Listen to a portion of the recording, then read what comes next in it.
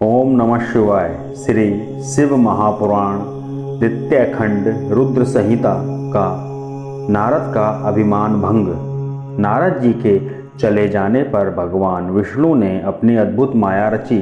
नारद जी के रास्ते में एक नगर का निर्माण कराया। उसके राजा का नाम शील निधि रखा। उसकी एक सुंदर गुणशील पुत्री थी। उस दिन उस कन्या का स्वयंवर हो रहा था। उसमें अनेक प्रदेशों के राजा व राजकुमार आए हुए थे। नारद जी नगर की शोभा को देखकर मोहित हो गए। नारद जी भी उस सभा में पहुँचे। राजा ने उठकर उनका स्वागत किया और उनकी पूजा की। राजा ने अपनी कन्या को बुलाकर उनके चरणों में उपस्थित किया। राजा ने नारद जी से पूछा, महाराज, आप तो त्रिकालज्ञ ज्योतिषी हैं, इसको कैसा वर मिलेगा? नारद जी उसके सौंदर्य को देखकर उस पर मोहित हो गए। वे बोले, राजन, तुम्हारी कन्या तो साक्षात भगवती लक्ष्मी स्वरूपा है। इसको त्रिलोकी का स्वामी शिव जी के समान वीर यशस्वी पति प्राप्त होगा। इतना कहकर नारद जी वहां से चल दिए। उनके हृदय में विकार पैदा हुआ कि यह कन्या मुझे मिलनी चाहिए, परंतु राजाओं के सामने यह मुझे स्वीकार नहीं करेगी, क्योंकि सब स्त्रियां रूपवान पति चाहती हैं। इस कारण मैं भगवान विष्णु का रूप धरकर सभा में जाऊं तो काम बन सकता है। ऐसा सोचकर नारद जी भगवान विष्णु के पास पुणे गए। उन्होंने भगवान विष्णु को नमस्कार करके शील नदी की कन्या के बारे में बताया। मैं उसे पाने की इच्छा से आपके पास आया हूँ। आप मुझे अपना रूप प्रदान करने की कृपा करें। भगवान विष्णु ने कहा, हे नारद, आप वहाँ पहुँचे, मैं तुम्हारा हित करूँगा। वहाँ पहुँचने पर भगवान विष्णु ने नारद को अपना रूप न देकर उन्हें बानर का सा मुख प्रदान किया। हरि बानर के भी कहते हैं। इस तरह भगवान ने यहाँ भक्त का हित भी किया तथा झूठे भी नहीं बने। वहाँ नारद जी राजाओं की सभा में बैठकर प्रसन्न होने लगे। वे अपने को इंद्र के समान शोभा वाला समझकर ऐंठ कर बैठ गए। वहाँ पर दो रुद्रगण भी ब्राह्मण के वेश में उपस्थित थे। वे नारद जी की रक्षा करने के लिए उपस्थित थे।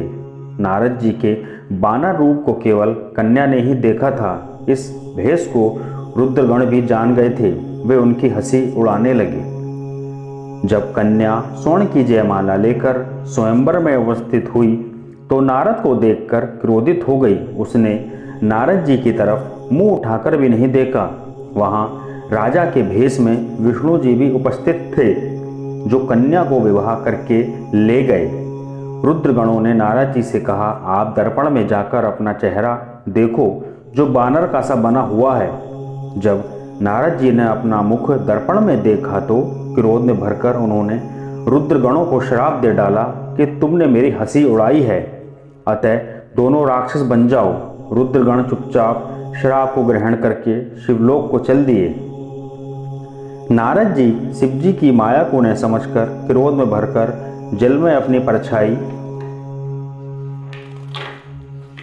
देखकर विष्णु जी के पास गए और क्रोध में भरकर बोले, तुम दुष्ट, कपटी और मलिन मन वाले हो। तुम दूसरों को सुखी होता नहीं देख सकते। तुम पूरे मायावी हो। तभी तो तुमने मोहिनी रूप रखकर दैत्य को अमृत पिलाया और कलश छीन लिया था। तुमने मुझे स्त्री क्लेश से दुखित किया है और स्वयं कपटपूर्वक राजा का रूप धारण कर लिया। अतः तुम मनुष्य रूप में राजा बनकर स्त्री कलेश से दुखी होंगे। तुमने मेरा बानर का मुख किया है, अतः बानर ही तुम्हारी सहायता करेंगे। विष्णु भगवान ने शिव जी की कृपा से यह श्राप स्वीकार कर लिया। जब शिव जी की माया का पर्दा हटा तो विष्णु जी के साथ जो कन्या थी वह अदृश्य हो गई। नारद एवं विष्णु जी अपने असली रूप में परिणित हो गए। जब नारद जी को ज्ञान हुआ तो वे पश्चाताप करने लगे और भगवान विष्णु के चरणों में गिरकर क्षमा मांगने लगे। भगवान विष्णु ने नारद जी को उठाकर प्रेम पूर्वक हृदय से लगा लिया और बोले, हे नारद, तुम चिंता न करो। तुम्हें अभिमान ने घेर लिया था। तुमने शिव जी की आज्ञा का पालन नहीं किया था। यह उसी का फल है।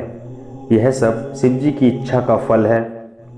अब तुम शिव जी के 100 नामों का प्रेम सहित जाप करो, इससे तुम्हारे सभी पाप समाप्त हो जाएंगे।